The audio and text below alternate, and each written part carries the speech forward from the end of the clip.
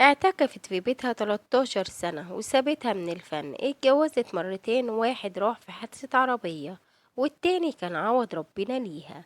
عمل لها حفل أسطوري على الطريقة الأمريكية. اعتزلت الفن سنة 2013 واتجهت العمل السياسي وقدمت في مجلس الشعب. تعالوا نعرف ايه السبب اعتزال تيسير فهمي الفن وسر اختفائها المدة دي كلها، وإيه أبرز الأزمات في حياتها وشكلها إزاي في آخر ظهور ليها الفترة اللي فاتت. فاجأت الفنانة تيسير فهمي الجمهور وظهور في أحد المهرجانات بعد غياب دام 13 سنة. طبعا هنا الجمهور اتصدم جدا لأن كان فاكر سبب اختفائها هو اعتزالها الفن وإنها بقت متدينة ومعتكفة في بيتها.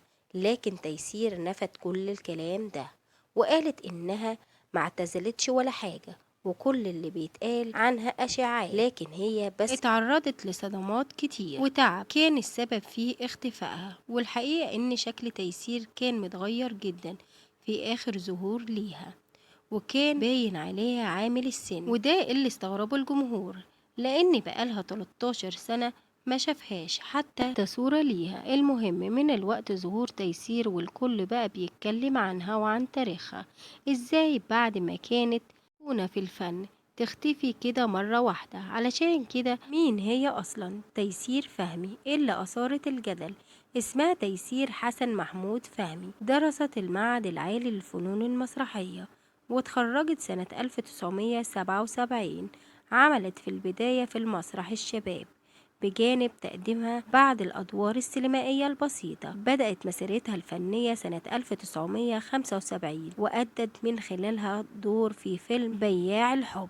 بعدها مثلت في فيلم الصعود إلى الهوية. بعد كده انطلقت في مسيرتها لحد ما اختفت فترة كده عن الظهور. لكن المفاجأة اللي قالتها تيسير إنها كانت الفترة دي بتمثل، لكن أعمالها كانت بتتعرض برا مصر.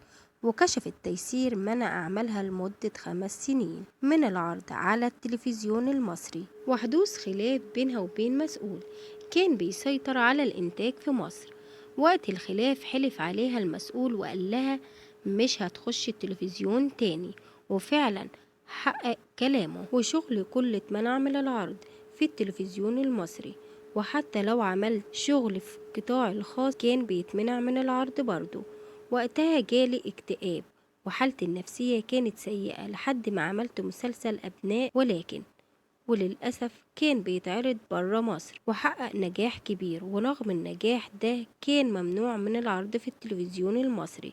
وجوزي ساعدني وتواصل مع سهير الأتربي رئيسة التلفزيون المصري وحاول يقنعها، وفعلا اقتنعت واتعرض المسلسل وحقق نجاح كبير جدا. أما بقى بالنسبة لحياتها الشخصية للفنانة تيسير فهمي، اتجوزت من الدكتور أحمد أبو بكر بعد قصة حب قصيرة، وبدأت قصة حبهم في العمارة لأن كانوا جيران وشافوا بعض أول مرة قدام الأسانسير وحبوا بعض واتجوزوا بعد سنة. وجوز الفنانة تيسير الدكتور أحمد هو كان دكتور ورجل أعمال، سافر أمريكا ودرس هناك ماجستير ودكتوراه في الاقتصاد الزراعي، واشتغل في وزارة الزراعة في أمريكا وأخد الجنسية الأمريكية وبقى مليونير أمريكي سنة 1975. وبعدها تم الانتخابات الرئاسية لمجلس العربي الأمريكي للتبادل الاقتصادي، وده كانت سنة 1979. وفرح تيسير وقتها اتصدر عناوين الصحف وكان حفل ضخم وحضر كل النجوم في مصر. والصحف وصفت ليلة فرح تيسير زفاف تيسير فهمي، ليلة رقص فيه والنجوم كل واحد حتى مطلع الفجر.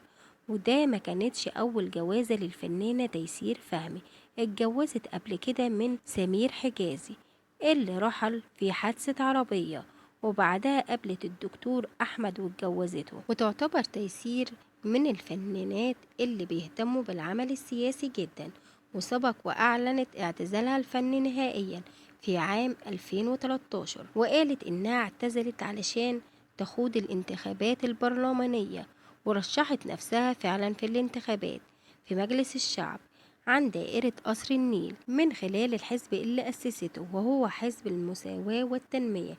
لكن الصدمة إنها رجعت في كلامها وسحبت أوراقها واختفت نهائيا.